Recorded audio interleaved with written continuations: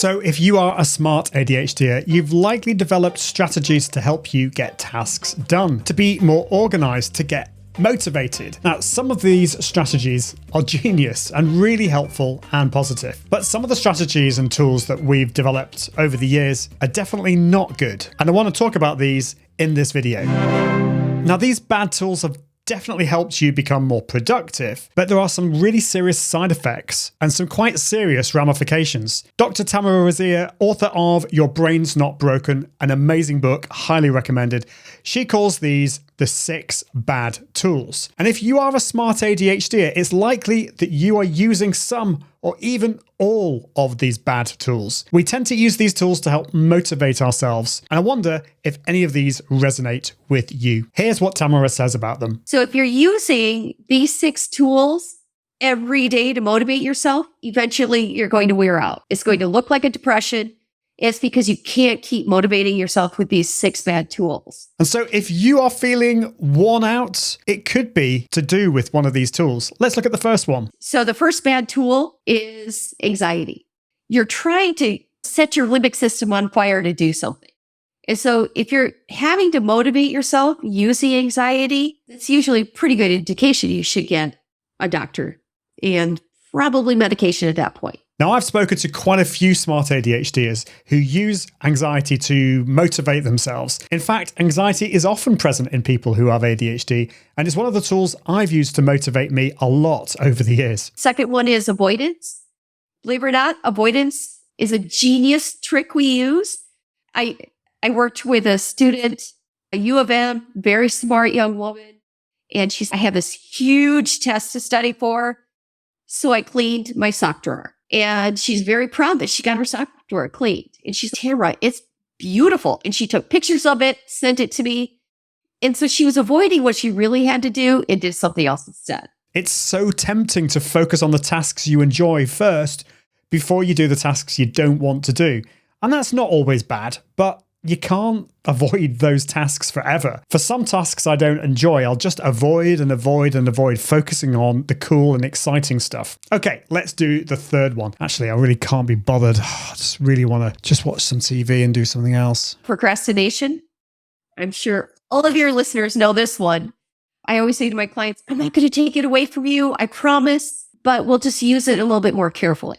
Procrastination is a masterful trick that we use to light our brains on fire to get something done. Now, it's not just procrastination, because everyone procrastinates to some degree. And in fact, I've had some people question ADHD completely, saying, surely everyone has ADHD since everyone procrastinates. But that misses the point. We're talking about chronic procrastination here, when you just can't do the thing you know you need to do. We avoid the task until the deadline approaches.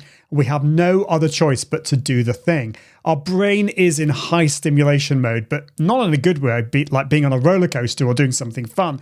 And I've been there, leaving things to the last minute for exams and dissertations and all that kind of stuff. Let's move on to 4, which is anger. Anger. I worked with a man who was so mad about his wife asking him to clean the garage. He cleaned the garage out of spite because his anger motivated him to do it. It backfired because the garage was clean and his wife was happy, but he had to work up all his anger just to get it done, which all of these are exhausting, right? Now, I didn't think I used this tool, but on closer inspection, I hate to admit I have used it from time to time, and it's definitely not a healthy tool.